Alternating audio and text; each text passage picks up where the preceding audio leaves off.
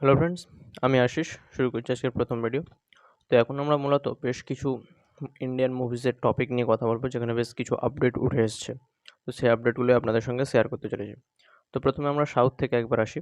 তো সাউথে কিন্তু পুষ্পা 2 এর শুটিং বেশ অনেকটাই কমপ্লিট হয়ে গেছে এবং এবার কিন্তু তারা জাপানের একটা শিডিউল করতে চলেছে। সেখানে সম্ভবত একটা অ্যাকশন সিকোয়েন্সের শুটস হতে চলেছে। তো এবারে পুষ্পার ফুল টিম জাপান যেতে চলেছে এবং জাপানে গিয়ে তাদের একটা ফাইনাল শুট করতে চলেছে তারা।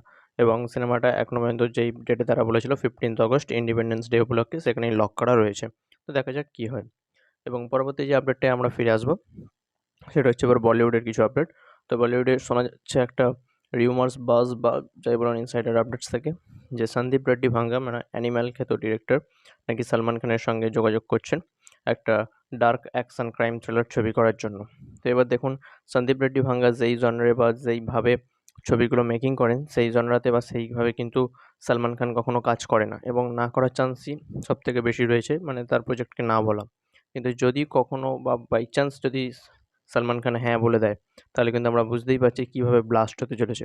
সন্দীপ রেড্ডি ভাঙ্গার মেকিং উইথ সালমান খান মানে একদম অসাধারণ, পুরো স্ক্রিনে আগুন ধরানোর মতো একটা কিছু কম্বিনেশন হতে পারে যদি সালমান খান হ্যাঁ বলে। কিন্তু সালমান খান কখনোই এই ধরনের ডার্ক স্ক্রিন মুভি করেন না। তো দেখা যাক কী আপডেট আসে।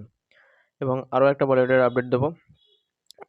বলিউডের আপকামিং রোমান্টিক ছবি, মানে সাই-ফাই কমেডি রোমান্টিক ছবি বলা যেতে পারে, যে তেরি বাতোঁ মে আয়সা উলঝা জিয়া, শাহিদ কাপুর এবং কৃতি সেননের এই ছবিটা বিদেশে মানে ইউএসএতে কিন্তু খুব বড়োভাবে রিলিজ করা হয়েছে, যেটা কিন্তু শাহিদ কাপুর এবং কৃতি সেননের ক্যারিয়ারের সবথেকে বিগেস্ট ফরেন রিলিজ। একটা হিউজ সংখ্যক হল পেয়েছে এবং তাদের প্রোডাকশন হাউস অফিসিয়ালি কিন্তু সেই হলগুলো দিয়েছে ইউএসএর।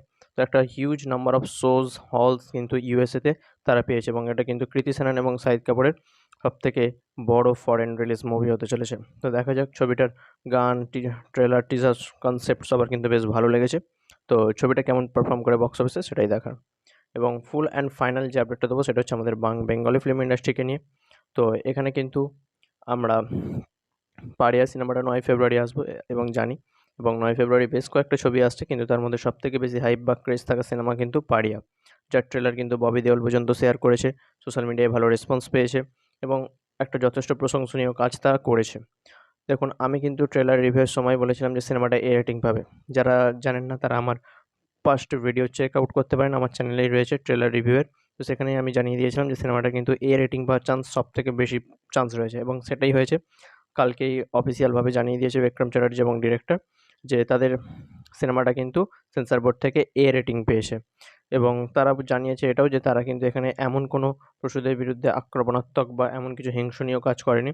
কিন্তু সেন্সর বোর্ডের মনে হয়েছে যে এই সিনেমাতে যেই পরিমাণ ভায়োলেন্স রয়েছে, অ্যাকশনগুলো যে পরিমাণ ডিজাইনস করা হয়েছে, যেভাবে তৈরি করা হয়েছে বা যতটা ভায়োলেন্স রাখা হয়েছে, সেগুলো বাচ্চাদের বা 18 বছরের নিচের ছেলেমেয়েদের জন্য ক্ষতিকারক হতে পারে। তো সেই কারণে এ রেটিং পেয়েছে। দেখুন, আমি কিন্তু ট্রেলার রিভিউয়ের সময় বলেছিলাম যে এখানে যে পরিমাণ ব্লাড সিন, যে পরিমাণ ক্যামেরা ওয়ার্ক এবং যে পরিমাণ ভায়োলেন্স অ্যাকশন দেখানো হয়েছে, হিংস্র অ্যাকশন দেখানো হয়েছে, মানে একদম বীভৎস অ্যাকশন দেখানো হয়েছিল। তো এই সিনেমাটা এ রেটিং পাবে।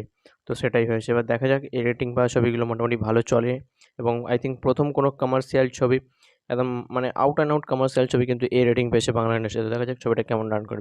তো এই ছিল এখনের আপডেট। চ্যানেল নতুন হলে চ্যানেলটিকে সাবস্ক্রাইব করবেন। ভিডিও ভালো লাগলে লাইক করবেন। দেখা হচ্ছে পরের ভিডিওতে।